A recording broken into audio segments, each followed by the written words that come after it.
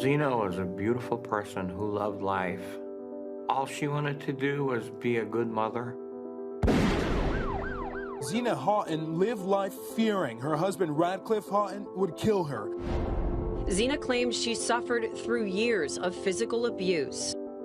Zena had a restraining order against her husband that prohibits him from buying a gun. So the killer bought his gun from a private online seller and did not have to go through a background check. The day after he got the gun, he shot 7 people and killed my sister and 2 of her co-workers. I think had a universal criminal background check been done, my sister Zena would still be with us right now. Welcome back. That ad, it's from the Mayors Against Illegal Guns, and it highlights how background checks could have a fundamental impact when it comes to saving lives. Now, the man featured in that ad is a gun owner and a member of the NRA, but he still believes, as do, by the way, about 3/4 of NRA members, that background checks are of crucial importance. And again, I don't want to bore everybody with the numbers, but to me that was the most stunning number of everyone I've heard. 3/4 of NRA members believe in this. The former head of the NRA supports this idea, but yet, and even let the GOP do an up or down vote on it. They gave the blessing for it.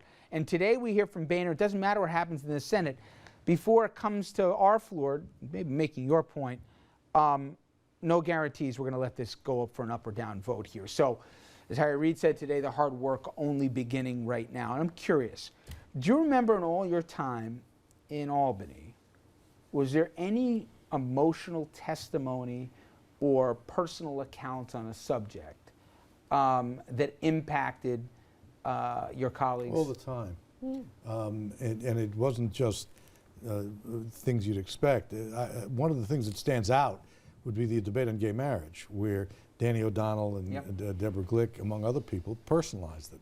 But it happened on small issues and large, agricultural issues. People who knew about what's going on in farm communities would talk that way.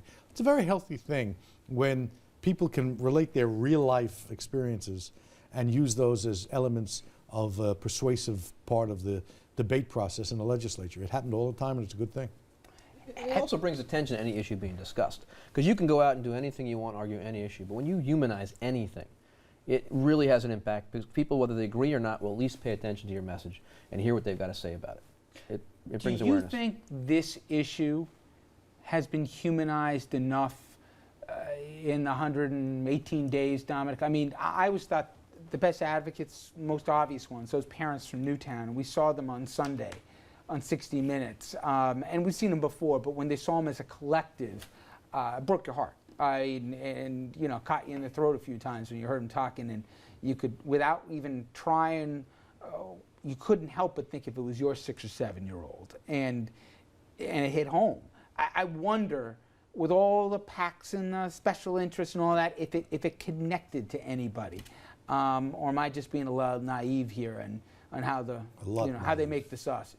No, I don't think you're being naive, but I think we do have to stop and look at the emotional toll it takes on these family members to keep telling their story over and over again. Remember, this is extreme. Now, if you're talking about a tape, but this is extremely painful for them when they lost their kids. I'm not sure it isn't therapeutic. But I was going to say, you really think it's therapeutic? I think in the cases I've seen, I don't think so. Not over and over. People who feel they have to express their grief in practical, concrete action, which is a good thing.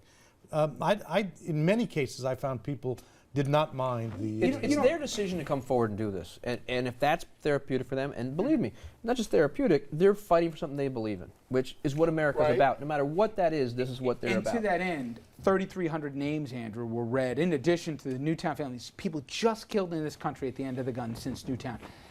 There's another part to this conversation, Andrew, that's frustrated a lot of folks that aren't even the ones most immediately affected, which is, we have always passionate debates in this country, and people come at it from all societal angles, and whether it's religious beliefs or whatever. But in this particular case, I know a lot of people who thought that this fight hasn't been fought fairly, which is facts have been so skewed.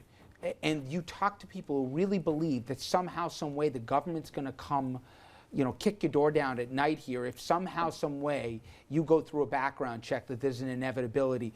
And responsible people elected to office here, our highest electoral bodies have parroted some of that stuff. the misinformation part of it, do you think it went too long without being rebutted strongly enough? I think it's difficult to do because in so many, like we see in so many of our issues these days, it seems that there are echo chambers on both sides. And because I'm not necessarily sure that there's a lot of, talking about knocking down some of the NRA myths about the government's going to come and take your guns.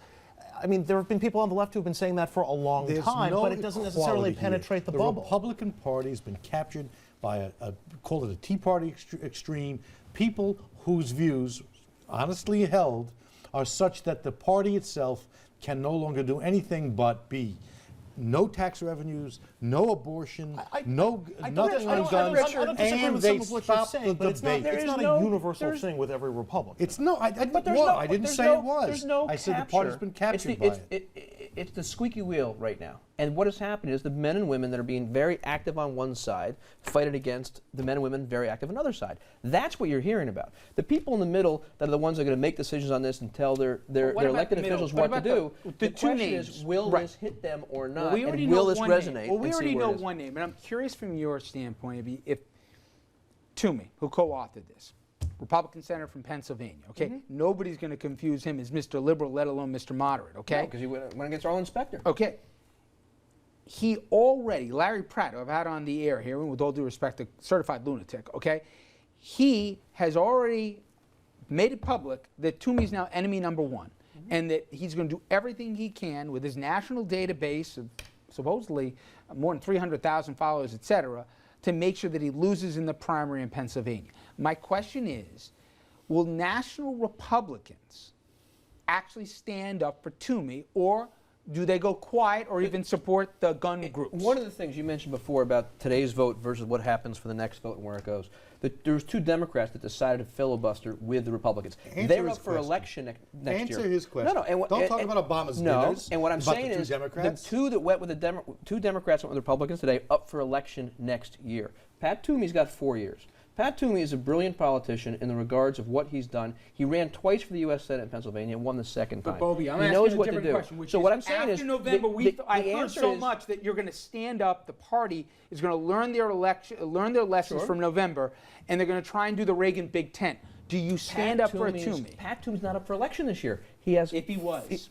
That's not. You can't answer hypothetical in that situation because when you have 33 Senate races to fight for. Okay. Look at the pretzel you just put yourself in to say that a guy who stands up to say just background checks, no assault weapons, no ammo, what I'm saying to you is restrictions. That's a question that gets answered 2 years from now, and I don't see a reason why they wouldn't. But what I'm saying is, when you look at these votes, the House, they're up every 2 years, the Senate every 6 years unless they were elected in a special election. Yeah. So Pat Toomey's got 4 years to go back to the men and women in Pennsylvania, explain to his constituents what's going on, and that's great. But when you take somebody like Pryor in Arkansas, who's got to go up and face a vote next year, or 18 months from now at this point, and decide how to answer this to his constituents, it's very tough. He's actually number one targeted Democrat right now, absolutely. And the weakest one according to independent sources.